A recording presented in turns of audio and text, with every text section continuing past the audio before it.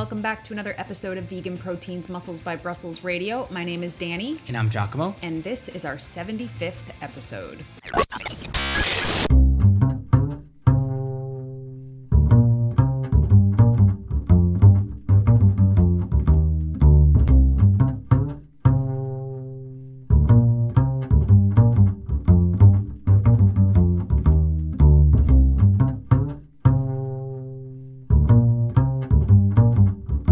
Happy birthday, Danny. I feel a little less old now that you are a year older. Yeah, I don't like it this year. I think this is the first year of my life that I had to stop and pause and be like, am I really turning 35? 35? That's 35. That's crazy. Uh-huh.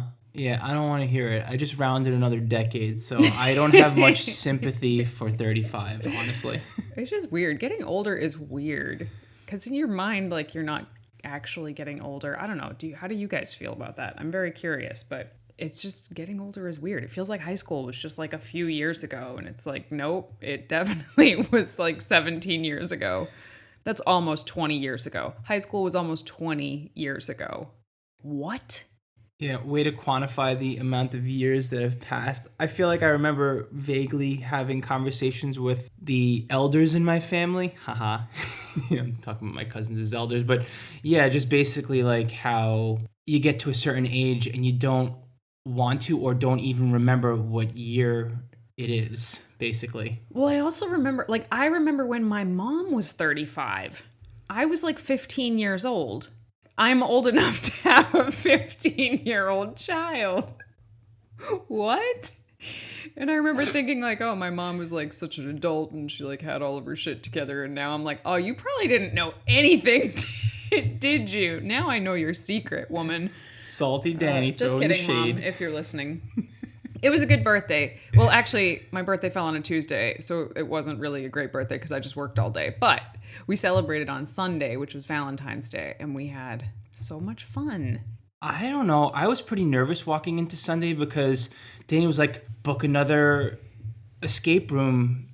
And I was all right, let's do it. Let's play a game. And we got Danny and my mother-in-law and the three of us together. We'll do it. And then all of a sudden we're on the way there and they're what room did you book? I'm the Roswell incident. It's a room meant for 8 people, but there's only 3 of us. And they're yeah, but what's the solve rate? And I was what's a solve rate? Mm-hmm. A solve rate is the percentage of people that have escaped out of the room versus the percentage of people that have not escaped out of the room. Once they started looking through all the rooms, we realized that it was literally the hardest room in the entire game room. Basically, Giacomo booked us the hardest room that this place had, and the room was intended for up to 8 people, and there were just 3 of us. And the last time we did an escape room, it was just me and Giacomo, and the escape room had a 60-something% solve rate, and we did not get out. So I was kind of bummed going into this one because I was well, this has a 40% solve rate. We're not getting out of this one. And I'll be damned, but we got out of it with 11 seconds to spare, and it was so fun. I just love those. I could do them every day. I don't think I would ever get sick of them. I feel the first time I got in an escape room and started checking out things, it was just more exciting than anything. And now it's becoming super strategic, and it's wow, they're just give me all the puzzles, get me out of this room, get me immersed in the story. It's just a straight on, it's an experience. That's the best way I could describe it. Yeah, we had a good time. Okay, so what are we talking about today? Giacomo's in charge of podcast topics from now on, guys, because I just get really anxious when we have to decide what we're going to talk about, and this task has been taken from my hands, and now it's up to Giacomo what we talk about. So, what are we going to talk about today, Giacomo? And this is exactly how we lose our audience.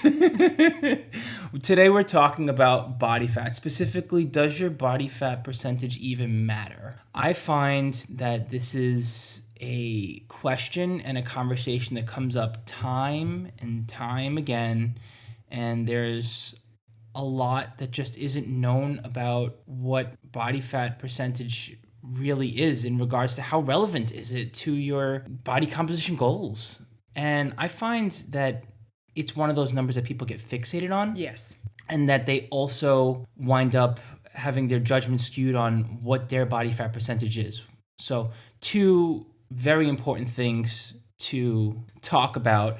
But before we start to dig into the details, why does it even matter? Like, how is body fat percentage measured? Like, what is it? Body fat percentage is basically the amount of I'm pretty sure people can figure out what body fat percentage is based on its name, Giacomo. You think so? It's the percentage of your body that is fat. let me save you 5 minutes of Giacomo rambling there. Podcast over. Done.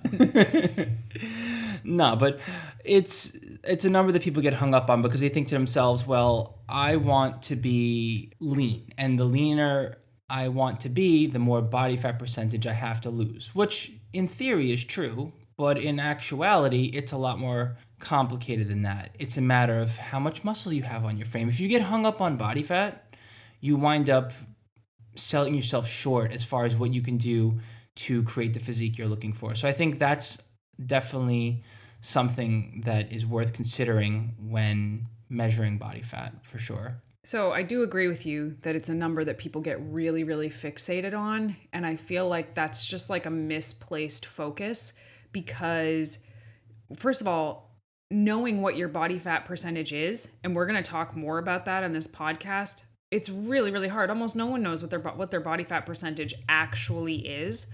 So to get really hung up on the number it just doesn't make a whole lot of sense. And I feel like there's this idea that, especially when you first get into fitness, that lower is better. You just want to see that body fat number go down and down and down and down and down. And the closer you can get to zero, the better off you're going to be. Definitely not the case.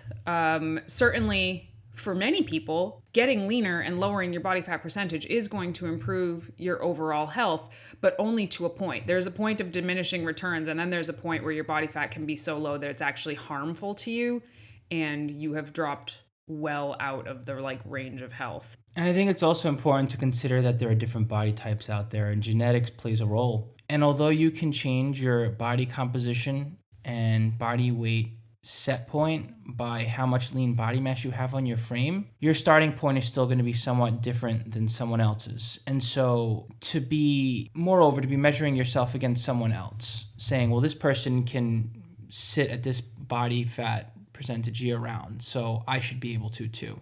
Oh yeah, well to me anyway, that's a whole other topic of comparison and body image, and we actually have an episode planned about that coming up. So I think we could save that part for another day because that's a really long conversation. But the thing that I do like about having a rough idea of body fat percentage, just as a data point or as something to keep in mind, is that it tells us more than just the scale alone. A lot of times, doctors especially will categorize people based on their BMI, their body mass index, which is basically just a height to weight ratio, which can be a helpful number for a lot of the population, but certainly not for everybody. There's a lot of outliers who body mass index is just not helpful for, particularly just right in the middle range, in the normal range, or in the just above normal or the just below normal. I would argue that anybody with a BMI that's super, super low or super, super high, yeah, that BMI is probably pretty telling. But for people in the normal or slightly underweight or slightly overweight BMI range, it does not tell us the whole story. The body fat percentage just gives us another piece of that puzzle. If your BMI is classifying you as overweight, but actually you carry a fair amount of muscle and not much body fat, well, then you could actually be perfectly healthy in that range. Bodybuilders and athletes are some of the people that BMI works for the least. I like body fat percentage for that. Also, you could be at a perfectly healthy, normal, or sometimes even underweight BMI, but have really high body fat percentage levels. This would be somebody, that we colloquially call skinny fat, right? Their weight is totally fine, but their body fat percentage is quite high.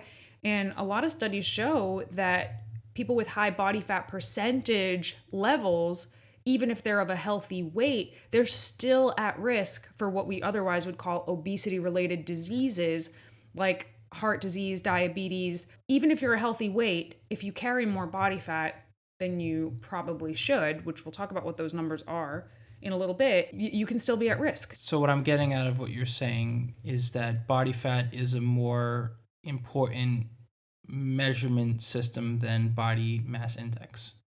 I think so, but I think that they're both, they're data points that kind of play off of each other, much more so than like one alone could tell you. The thing that sparked my interest in recording this episode was the fact that we get a little hung up on the number. Mm-hmm.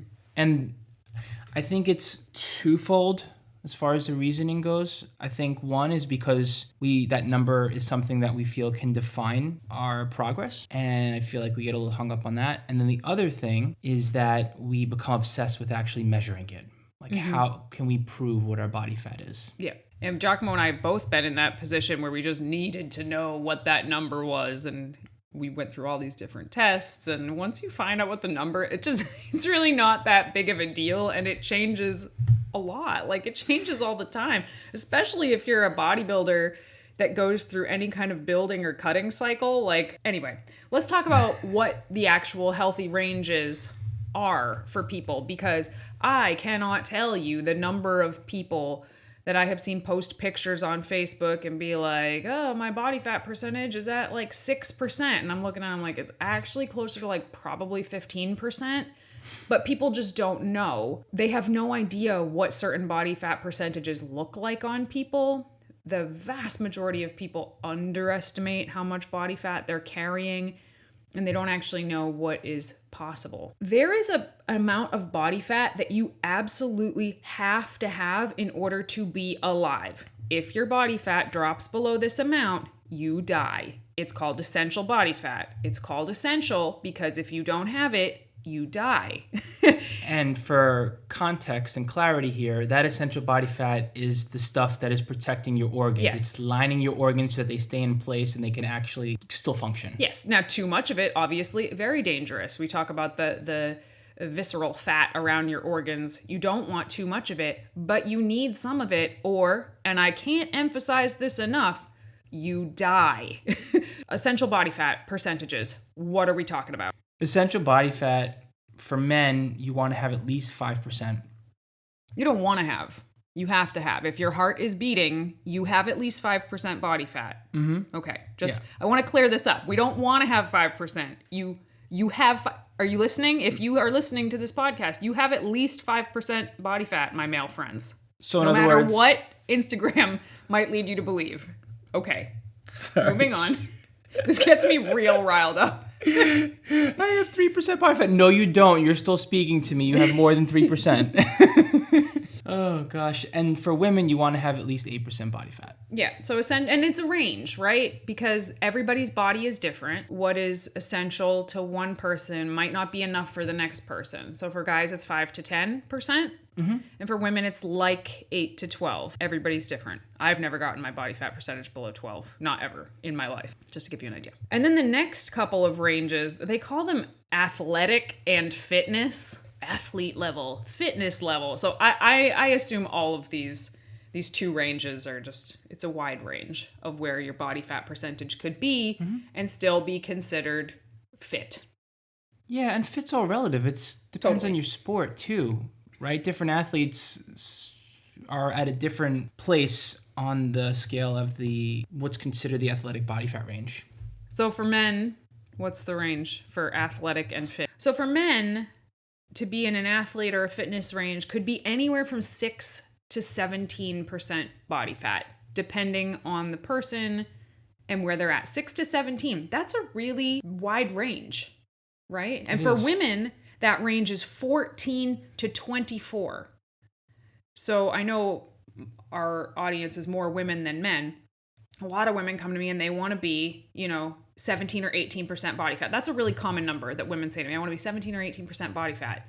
You can be up to 24% body fat and still be fit, not just like healthy or normal, fit. 'Tis the nature of what we do. Like, people always aim really high when they're interested in fitness and physique. But also, again, I think a lot of people just don't know what those numbers actually look like. Right. The same thing for like when it comes to men. I think that the number is 10. or below. Yep. And way before we had an audience and I started getting into fitness a long time ago, that number is just, it's been tried and true till the day is long. It's always been 10% or less. And back in the day, I used to believe, well, hell, this is possible, probable, and even a good thing. And nowadays I'm like, yeah, you don't know what it means to be sub 10%, and it actually can do more harm than good if you're even able to get there. Well, I personally have actually won figure competitions, like women's bodybuilding figure competitions at 16% body fat. I don't think a lot of people, women especially, you know, I can speak to women more than men. I don't think women know what 16, 17, 18% body fat actually looks like on a body. Now, I've been leaner than that and also won competitions, but I think I won my first bodybuilding competition that I ever won at 16% body fat with lines and shadows and probably not any striations, but lots of definition going on at 16%. And I was starving and I was miserable. But again, that's me personally. Other people can live there and it doesn't faze them, right? So what is considered to be just like a normal body fat percentage range? For men, between 18 to 24%. For women, between 25 to 31%. Right. So you can be 30% body fat and still be normal. And you can be lower than that. But I mean, if somebody were to be 30% body fat, you're not in dangerous territory. That's what I'm trying to say, is you're not in dangerous territory. You're close.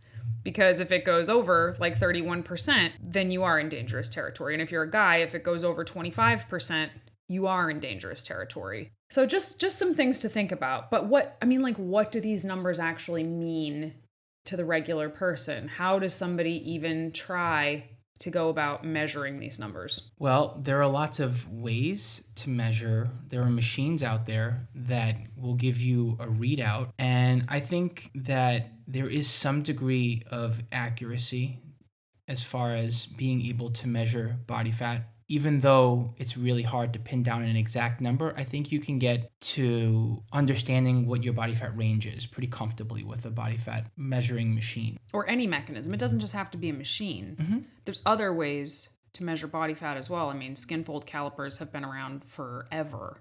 Yeah. But every single method of measuring body fat percentage, they all have pros and cons. And they all have margins of error. It's really important to know that. If you want to know what your body fat percentage is, I would say don't get hung up on the number itself because you're never going to know the actual number, but pick a method that works for you and is convenient for you and stick with that. Like if you're going to do a bioimpedance floor scale, for example, don't then 2 weeks later go get a bod pod done and try to compare those two numbers. Because they're not going to relate to one another. They're going to be different. So don't let that get in your head. So pick one method, stick with it, and then another important thing is to measure yourself under the same conditions all the time. That's hard to do. Yeah. But in a lot of these instances, and we'll go through them, what you eat or drink, or if you've gone to the bathroom or not, they're going to totally throw the numbers. So they won't be consistent to themselves. So let's talk about them in order, I guess, of easiest to access to hardest to access.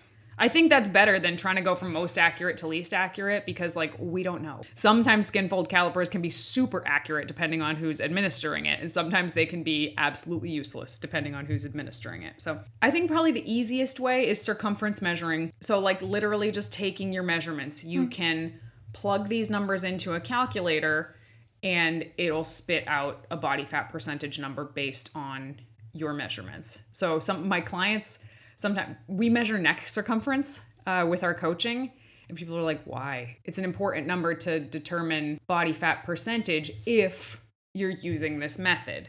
Now the number itself, not helpful at all. But you can use those numbers over time to see if you're trending in the direction you want to be trending in. And this is, I say, the easiest and most accessible one because all you need is a tape measure and to be able to like Google, I think it's the Navy formula. It was a formula they used to use in the Navy formula, body fat percentage. And you just use the circumference measurements for that. Again, it's not an accurate number, But if you do it today and then you do it in a month, if the number went up, you probably gained body fat. If it went down, you probably lost body fat. So at least you know if you're trending in the right direction. And that's what all of this is about. I'd say the next easiest way to measure your body fat is a bioimpedance scale. They have handheld ones, they have ones that you step on, all kinds of ways where you basically get a measurement with an electrical current that goes through your body. Like the metal piece conducts through your system and it's able to tell where it's flowing the most and flowing the least, and it gives you a readout of where your body fat percentage is approximately. Right. So the way these work, like if you stand on a floor scale that tells you your body fat percentage, it shoots an electric current up through your body and then measures the amount of time it takes for the current to come back down to the scale. And electricity travels at a different rate through body fat, through muscle, through water, and it does some calculation to come up with that number. But you could see how, depending on the amount of fluid in your body at that very moment, you could get a different readout, which is why I say always weigh yourself on one of these scales under the same conditions. And I'm thinking, depending on whether you're stepping on it or whether you're starting with it above your torso, the handheld ones, that can also throw things off because some people hold more fat in their lower body, some people hold more fat in their upper body, and I'd have to imagine that skews the results somewhat. I think so too, because we have a handheld one and we have a floor scale, and they both give slightly different readouts. So then they have those ones where you hold on and step on it. Uh-huh. Yeah. So the reason I think that is more accessible than skin fold calipers, the little pinchy things, right? The calipers, you can get a cheap pair of calipers for like $7. But if you don't know how to use it properly, it's useless to you. I would say skin fold calipers are the next one, but you need to either really, really learn how to administer this correctly on yourself, or you need to be going to a trainer who knows what they're doing, and you need to go to that same person over and over again, because that trainer might do it differently than the next trainer, et cetera, et cetera. So I have skin fold calipers and I use them when I'm in prep, but I can only measure a couple of spots because like I can't, measure the skin fold on my back. For example, by myself, I just measure some of the like stomach areas and the thigh area, and that's it. I don't need to get an exact number. If the thickness of the fat there is decreasing, I know my body fat percentage is decreasing. That's all I really need to know. You have to practice a lot to get good at using them. And you have to make sure you're always measuring in the same spot, under the same conditions, like everything else here. And also the quality of the calipers matters as well. I've never had a fancy pair of calipers. I only have the like really, really cheap plastic ones. And that one works for me with a lot of practice, but I would be curious to try one of those fancy pants ones. Yeah. But they can get expensive, like up in the hundreds of dollars. Mm-hmm. So I don't have that one. The next most accessible, I would say, is probably the Bod Pod. I've never done the Bod Pod. Have you? No. But I know a lot of gyms have them. Like a lot of 24-hour fitnesses have access to a Bod Pod for their clientele. I've just never seen one like in person. But essentially you go, this is my understanding, and again, I've not done it, take this with a grain of salt. You go sit in what looks like a little pod. It weighs you and then measures the amount of air that you displace. And it gives you a number based on that. Again, because muscle has a different density than fat, so depending on how much space you take up and how much you weigh, it theoretically should be able to give you a body fat percentage. And fairly accessible, although it's probably anywhere from $30 to $50 every time you want to get it done. So not super cheap. Along a similar vein, so it's the same premise, but in my opinion, much more complicated to actually do, is the hydrostatic weighing, which is literally underwater weighing. And Sorry. Giacomo and I have had this done, and holy crap. One, there's almost nowhere you can get this done. It's ridiculous. We did it at UNH, University of New Hampshire, in their like sports medicine school. I did it once back in Portland too, if I recall. You did, I didn't. Okay, gotcha. And it was really weird to get it done at a college because it was just all these college students just like poking and prodding at you in your underwear, basically. But think of, how can I explain this? Dunk tank? A dunk tank, yes, but it goes into the floor and you sit in this weird metal chair and they lower you into the water, and then right before you go under, you have to blow all the air out of your lungs And then they put you all the way under, and that chair you're in is a scale, and it is, whew, man. It's intense. It's really intense. It's hard to, one, blow all the air out of your lungs and then go underwater and hold it, and then hold so still that the scale gets an accurate readout of you. Mm-hmm. And then you come out and you're soaking wet. It's just... They're watching for the bubbles, so there's no more bubbles on top to make sure you really can't breathe anymore. And it's just really weird. Very inconvenient, I would say. Allegedly fairly accurate, although after having it done by a bunch of college students, I'm going to go ahead and say that there's probably a level of expertise that needs to be acquired in order to do this correctly as well, because quite frankly, that was a shit show, and we paid a lot for it, just to experience it. Yeah, I don't know that I'd recommend hydrostatic weighing unless you just wanted to do it for fun. Which was basically what we did. Yeah, pretty much. And then finally, the Dexa scan, which is an X-ray scan of your body. It's, I would say, the priciest of all of them. Yep. The hardest to find out of all of them because there are some state laws around having access to them for body fat measuring, because they're actually used by hospitals to measure bone density, which they are fairly accurate at. And I also feel like because you're getting an X-ray of your body, that you can really get a sense of where your body fat is, like how much visceral fat you have. Again, I think it's probably one of the most accurate out of all of them, but there are still the margin of error basically is there for all of the same reasons that the margin of error is there for every other one of these tests. How much food is left in your stomach, that you're still digesting, how much water is in your system, what time of day are you measuring. Like you can't control all of these variables. And here's the one thing that I've just been itching to say about all of these is that every single one of these scales of measuring body fat are based on the premise that we know how much your bones weigh. They're based on a model which predicts how much your bones weigh. And I like saying it's a little graphic, but it's true. Unless you could literally take all the bones out of your body, pull them, and plop them on a scale, weigh them, and then put them back in your body to know how much your bones weigh, there's literally no way to tell exactly how much your bones weigh, so you can't plug that into a formula accurately. It's guesswork. It's well, except for the Dexa, that's literally what it's doing. It, like you just said, it's to measure bone density, to see how much your skeleton weighs, to check for osteoporosis, particularly in elderly populations. So in Massachusetts, I think there's only one place in all of Massachusetts you can get this done because of the laws to test body fat. There's lots of hospitals that have Dexa scans, but you can't even pay out of pocket to go have this done to measure your body fat percentage. There's one place in Massachusetts that has a license to do it. It is something like $150 to $200 to get it done in Massachusetts. And then one day we flew out to California for an event we were at, and there was a place, apparently they're everywhere in California. We got it done for like $50 each just to see what it was like. And it's super convenient. You don't even have to take your clothes off. You literally just lie on a table and sit still for 5 minutes while this thing scans over you. And it also shows you a picture of where all of that body fat is.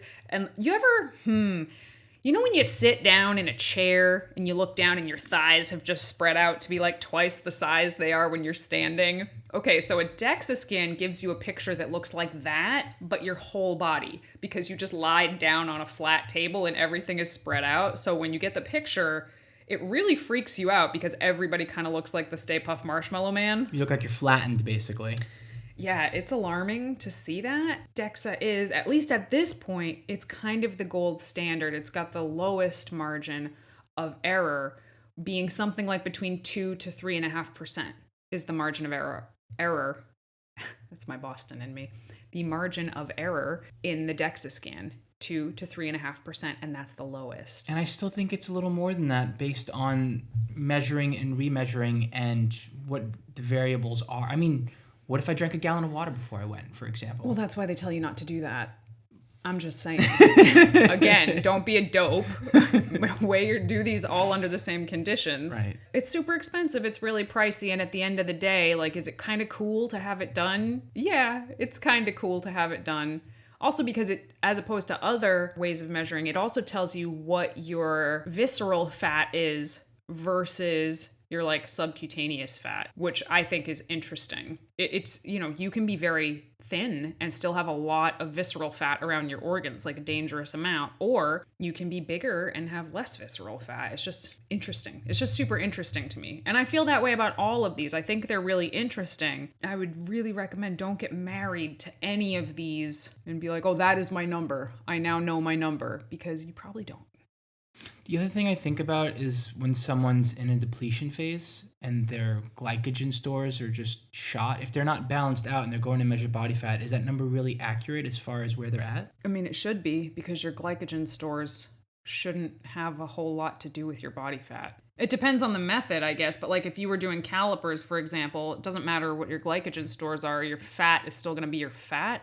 Glycogen is stored in the muscle and the liver and the blood, for that matter, but not in the fat. But that's the thing, like we could talk about all of these little technicalities with all of these different methods all day, which is why I get real bummed out when I see people that are just like obsessed with that number and watching that number and if it's going up or down. And the number one way that number is going to be skewed is water.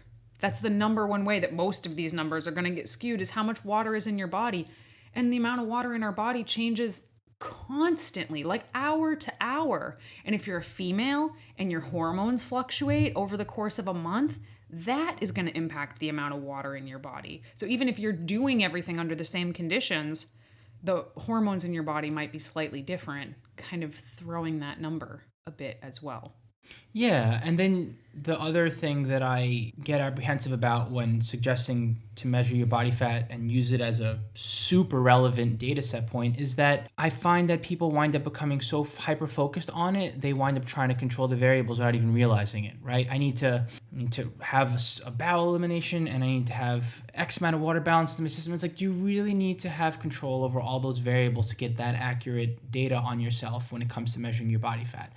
I don't think so. I understand why people do that, because I always want to measure under this as close to the same conditions as possible, especially if my goal at that moment is particularly serious. Like when I'm on prep, I do exactly what you just said. I'm not even going to stand on the scale unless all of the conditions are being met, because that number is not helpful to me otherwise. But if it's like the off season, no, I don't care. If it's the off season, I'm really not that concerned with my body fat percentage in the first place. I'll kind of watch it on our floor scale just as here's how we're doing. And, I'll stay in the range that I normally stay in, which in the off season for me is anywhere from like on the floor scale again. So we take it with a grain of salt. And I'll say this, depending on what we have a new floor scale. We're going to talk about it later. But the floor scale that I've had for years, you can set it to like regular person or athlete. Have you ever played with that? Mm-hmm. Literally, I never realized this, but if I change the setting from regular person to athlete, it drops my body fat percentage like by 5%. And I'm like, what just happened? Like, I'm the same person standing on the scale. Like, I could stand on it as a quote regular person and it could say like 23%, and then I could hit athlete and stand on it and it'll be like 18%, and I'm like, wow, look how easy it was to lose 5% body fat. I just had to click that button right there. Maybe it has something to do with the formula that it plugs it into. I'm sure. What is that formula? Why have they not explained this to me so I could better decide which category I fall into? Anyway, so I just keep it set at regular person because I feel like that's probably more accurate. And I would say, like, for me, somewhere around 22% up or down, give or take. That's where I spend the most part of my off season, and my body's happy there. My hormones are healthy, my hair is healthy, my skin is healthy, my sleep is good. That's where my body is happy to just like live its happy life, going to the gym and being active and having brain power to do my job and strong enough to hit PRs in the gym. And anything 18% or under, all of that just starts to, for me, drop off. What about you? Where are your like happy living numbers? Well, my happy living numbers, where my body is comfortable at, is usually around 12 to 14%. Any lower than 12%, and there's some drop off as far as feeling good, being productive, being a fully functioning human. 12 to 14%, I'm pretty comfortable at. That being said, I'm not setting PRs, I'm not performing well. etc., etc. There's a little bit of food focus there, but like I'm mostly comfortable. I try really hard to live between 14 to 18% because that's where it's optimal for me as an athlete, as a bodybuilder in the improvement season to really continue to be able to change my physique. Anywhere outside of that range, on the upper end of that range, and it starts to get really uncomfortable for me. Like I'm not comfortable living there anymore, and it starts to become counterproductive. It's like overfeeding essentially for the sake of it. And anywhere below 14%, it's getting to the point where I'm comfortable settling there, but my body's not really going to change all too much. Interesting. Yeah. Very interesting. One important thing that I feel like we haven't mentioned, which I find is probably a real good takeaway on this entire conversation, is eyeballing your body fat measurement, which is what we do the majority of the time, or at least it's what I do. I eyeball body fat measurements all the time for clients. Oh, yeah, absolutely. As well as for myself. And I find that the more experience you get learning all this stuff through different ways of measuring it and understanding what it is, that you can become an expert at having a trained eye, even on yourself, knowing what your body fat measurement is, especially within a range, which is honestly what I feel is more important than anything. Yes. Knowing your range. We have this thing where people can purchase a one-time macro calculation where it's like they literally just purchase a one-time thing, they fill out a questionnaire and submit pictures, and then I will calculate their macros based on that. Yes, I have their measurements, and I certainly could plug that into like the Navy formula, but with the pictures at this point, I don't have to. I can just look, as long as the pictures are decent, I can look at them, and within a 5% range, which is fine, I can determine roughly where someone's body fat percentage is just by looking at them. But part of that is because I see so many bodies all the time. I was talking to one of my clients the other day, and she was like, "Do you ever think it's like weird that people send you pictures in their underwear?" And I was like, "No, actually, I only remember that it's weird if I'm talking to somebody else about it." And they're like, "Wow, that's weird." And I'm like, "Is it weird though?" But I see pictures of people's bodies all the time, like all the time. Not the Instagram posed with perfect lighting pictures. I'm talking people in their underwear, standing straight on, first thing in the morning, pictures. And you get very good at figuring out roughly what someone's body fat percentage is. Now, if the person you're looking at is you in the mirror every day, you can get pretty good at estimating that too. Body dysmorphia notwithstanding, to be continued at another episode about body dysmorphia. That's part of why it can be good to have somebody else checking. Anyway, again, different topic. And one other helpful tip when you're starting to get into taking a look at eyeballing your body fat to know what range you're in is that sometimes the visuals that you Google can be a little bit deceiving based on body proportions. Yeah. So there's a chart in my book, actually, you can pick, this is what these body fat percentages look like. And it's helpful. It's a really helpful guide. When I was finding that image to use in the book, I found a lot of other images that, one, I did not agree with. I didn't think they were accurate at all. For one, even though this image that I ended up going with is really good, it's still what 15% body fat looks like on this one woman who's that tall with those proportions, and you might not have those proportions. Maybe you store more body fat just in your butt or your hips, or maybe you don't store any body fat in your arms and legs, but it all goes to your belly. It's going to be different for everybody. Right. So even if you're using those guides, you have to be very realistic about what your body type is. Yeah, and they're gendered, I guess, because there's got to be some sort of metric there to look at. Some men, like myself, for example, I hold a lot more body fat in my lower body than the average man. And they're using the average man as for a model, as an example. So take the information with a grain of salt, but also know what your body fat storage patterns look like from head to toe when you're measuring, instead of looking at the image and being like, okay, comparing yourself to that. Exactly. Yeah, it's interesting because Giacomo stores more of his body fat in his lower body, which is different than the quote unquote average man. I store more body fat in like my limbs and like not a lot in my torso, which is different than the quote unquote average woman. Like, what is an average man? What is an average woman? It's so hard to generalize these things. So the final takeaway here is Does your body fat percentage matter? It does. It does matter in terms of your overall health and your goals, but it's really important to learn what is a realistic body fat percentage for what you're shooting for. What does that look like? How does it actually feel on your body? And at the end of the day, trying to pin down exactly what your number is, it's very, very challenging to do. So rather than try to figure out exactly what your body fat percentage is right now, pick one of the methods that we talked about today, stick with that method, measure under similar conditions as much as possible, and just use that as a guide to determine whether you're moving in the right direction or not.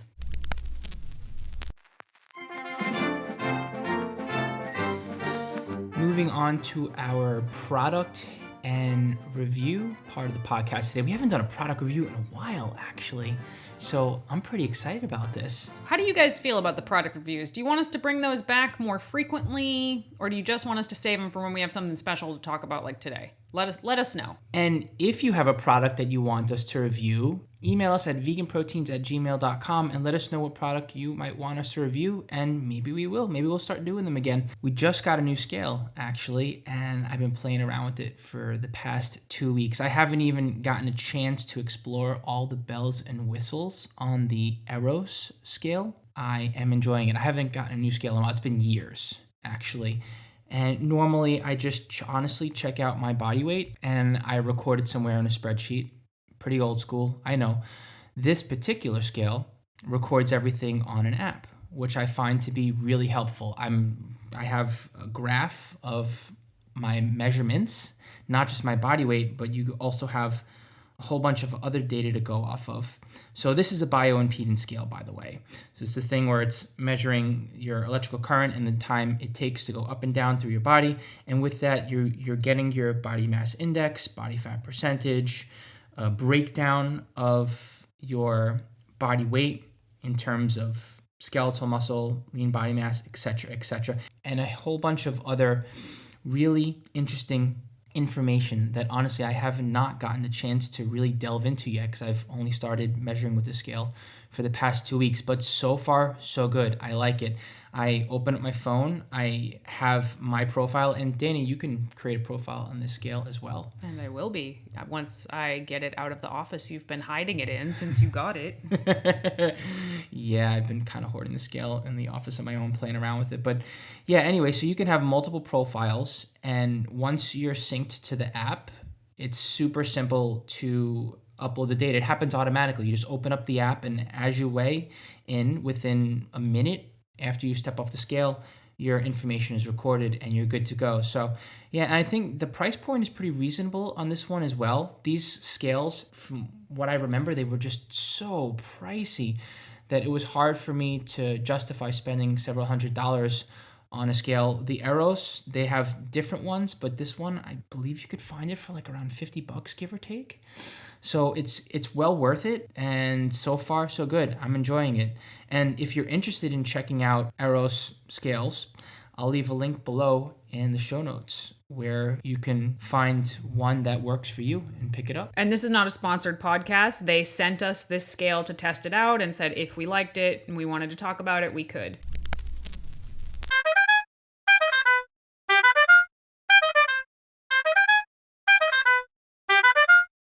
All right, moving on to our question and answer segment of the day. This question comes from Facebook. Is there any reason I should want to get good at conventional deadlifting versus sumo deadlifting? I think it's helpful to try both of them because different body types honestly are just suited towards one versus the other.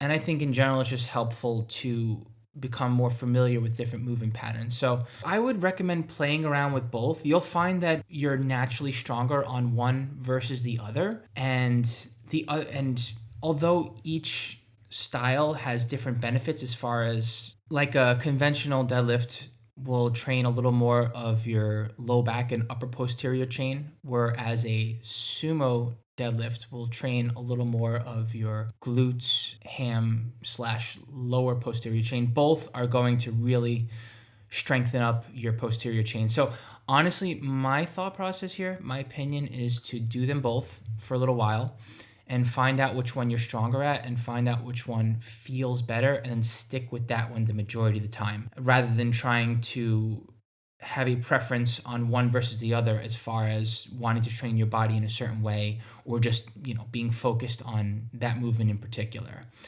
Experiment with both, find out which one feels better because they're both going to train your posterior chain, upper and lower. This question's for you, Danny. What does a vegan bodybuilder grocery list consist of?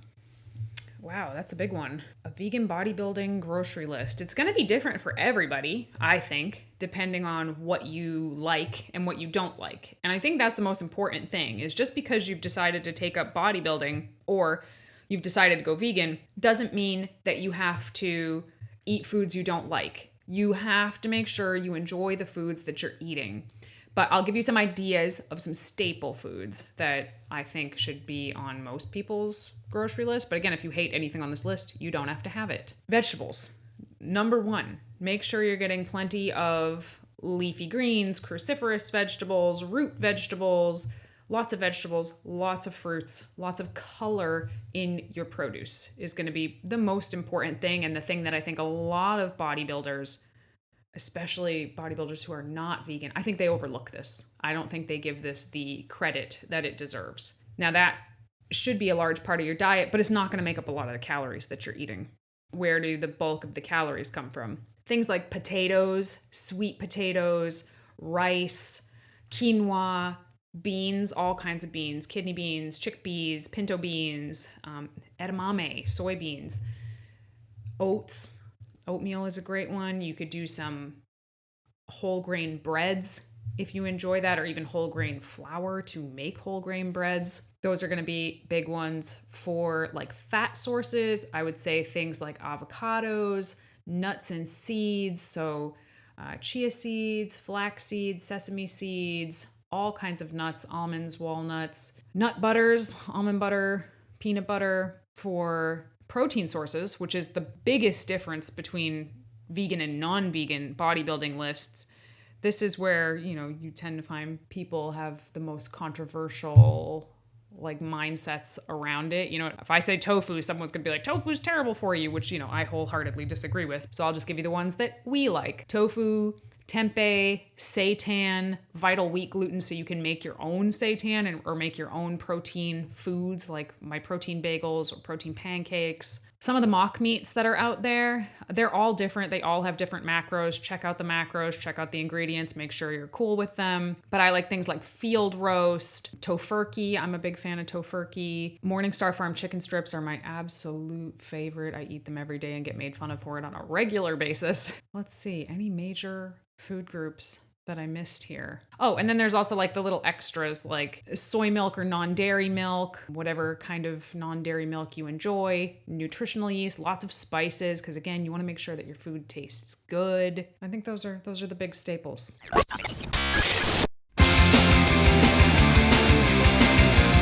All right, everybody, thanks so much for tuning in to another episode of Vegan Proteins Muscles by Brussels Radio. Please stay in touch with us on Instagram, Facebook, YouTube, our Facebook group, Muscles by Brussels Radio, on all social media channels at Vegan Proteins and at Muscles by Brussels. Also, feel free to leave us a review on your favorite podcast catcher. It helps us reach more people and get the message out there. Once again, my name's Giacomo. And I'm Danny. And we'll talk to you soon. Yeah,